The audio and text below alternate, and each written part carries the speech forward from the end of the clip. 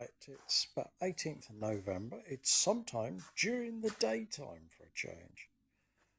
Dust car, still there. I've not done any paintwork or anything, but I have been playing around. I think I did say a while back, oh, I was just about to switch the lights on and show you. And I can't because I just took the battery off. Duh! Because I want to try and paint up, clean up the battery box. What was I saying? Can't remember. Anyway, look, the hatch is there, the doors are there. So I am in a process of prepping for paintwork. I need to get all this glue stuff off first. And then I need to attack various parts with some heavier grit, like an 80 grit or something. I've just lined up a few more bits of metalwork which I just cleaned up. These are various brackets for underneath the front. In actual fact, they're not that bad a condition, except things like this bolt was obviously rusted and all it's doing is turning round and round and round with the nut held in place. So these are all various bits that will hold in from the chassis onto the intercooler radiators, the cooling rads. I've brought axle stands in so that when I get serious with the back end of the car I can play. Now, those of you who remember, a long time ago when I started all this, I was kind of slightly possessed with the cleaning thing. And that's really because, you know, what's the point of painting a car to look like new with a really nice sexy paint job? Well, that's if I can do that. And then you put all the crappy old bumpers and plastics on and everything kind of looks like this nasty, horrible, dirty grey. And a lot of people probably use silicone products. But for years and years and years, and like the underside of the car, you know, where it gets all bloody road dirt and rubbish on it. You know, and back in the good old days, I remember doing it with an old Ford Escort that I had. Horrible thing. But actually it ran beautifully. And that was to put some of the old, I think it was called Tetra Seal, which was like an undercoat stuff. It was black and it was thick and it was horrible. And the trouble is it sat on the surface. You know, you put it on a surface like this, it sat on the surface, you got water underneath and it just fell off. And then after a while it would bake hard and just peel off. Well, I found an oil-based product that's liquid and it's beautiful, and I could probably, I dare say I could probably use it through a spray gun. But, you know, there's a before, nasty, horrible grey. Yeah. And there's a beautiful shiny black, and it might even, if I run my finger over there, when did I do this? We're Monday, I think I did this, yeah, I did this lot Thursday of last week. So it's all pretty damn good. Look, I didn't do the inside of there, but I wasn't really worried about that because I'm not going to see it anyway. And it's not so much as like, you know, paint stuff when you're not going to see it. It's just giving it a bit more protection. This is, I'm not going to tell what the product is because I'm going to keep it close to my chest because I'm thinking of maybe marketing it and selling it. But we'll get the product, rebottle it like we do with water and resell it for a different use.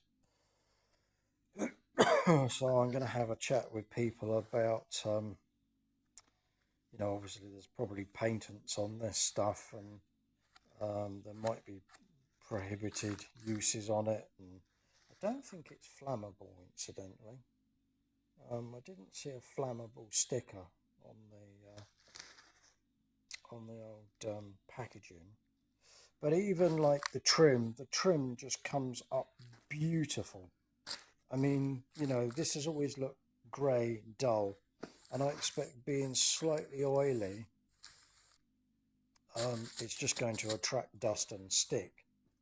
But as I said, you know, when you do the undersides of the car and you get road dirt on it and it gets all dusty and horrible, like the inside of the wheel arch liners, it would just be nice to actually use that dirt that gets on there to hold this oil, and then you've got more protection.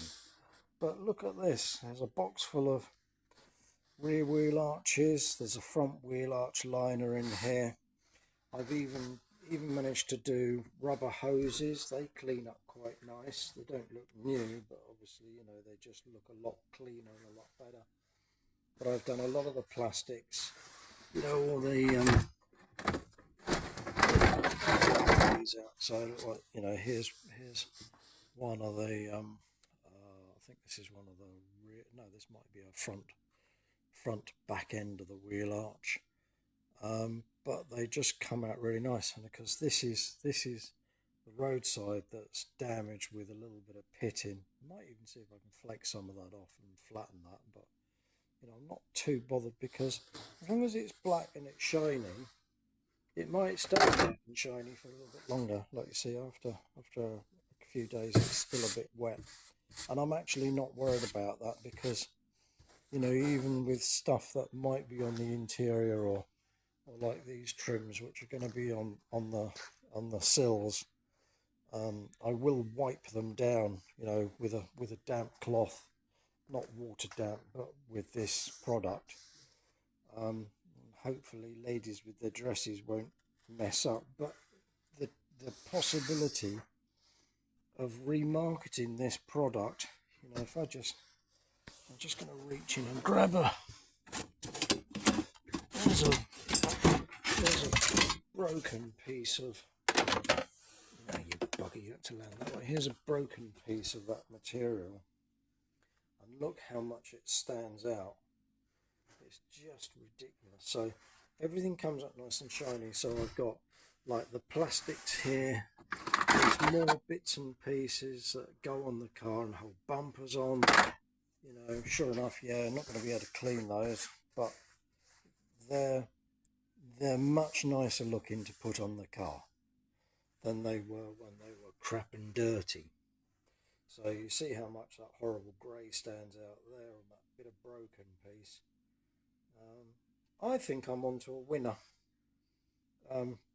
Whether it will make me huge amounts of money, I don't know, but you know, because obviously I've got to buy the product, which isn't dreadfully expensive. It's about, I think it was £16 or something for 4 litres. But incidentally, where's that? Oh, here's the front slam panel. You know, that holds the headlights, radiators, etc. And this bit in the front here is metal, and that's actually coated with it as well. And that kind of made me think, ooh, if I get the car up in the air, I could probably spray the whole underside of the car for next to nothing.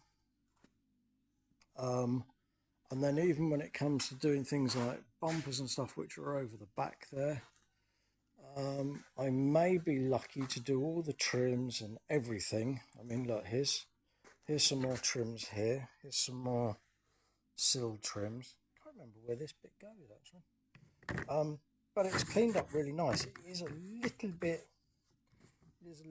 bit sticky.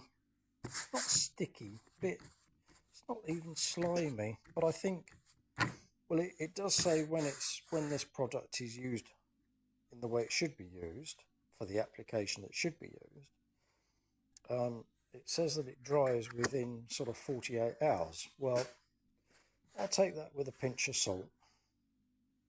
Now, also in the meanwhile, you'll see here, I have done these. These are the 2 front irons that hold the front bumper. So those kiddies can go in there for safekeeping. Door locks, I'm not going to take those out because you've seen those. This is just, I've taken photographs of these anyway, but here's the camera shot. Right, so these are just dull pieces of metal. This is one that holds a dipstick. I've got a new dipstick. This goes on the front of the engine block. It's mounted somewhere around about, you can't really see the car, but it's mounted somewhere around about there. On the front is a car, on the front is an engine. And all I've done is clean that up. I've sandblasted it, and then I've given it a generous coat of a zinc primer. I like my zinc primer, it's very good. And the only reason why I'm chucking it in a plastic bag for the time being, not only to try and protect it a little bit from me scratching it, because that's the sort of stupid thing I'll do. There's the bracket that holds, should have a mount on it for the exhaust. So there's various bits and pieces like that. See, here's a piece of interior trim, and again, it's very grey, and I think it should be black. And this is one of the end panels for the.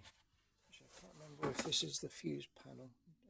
No, it's not. That's the passenger side one. I think the fuse panel one is still inside the car. So I'm gonna try and give those a bit of a coat.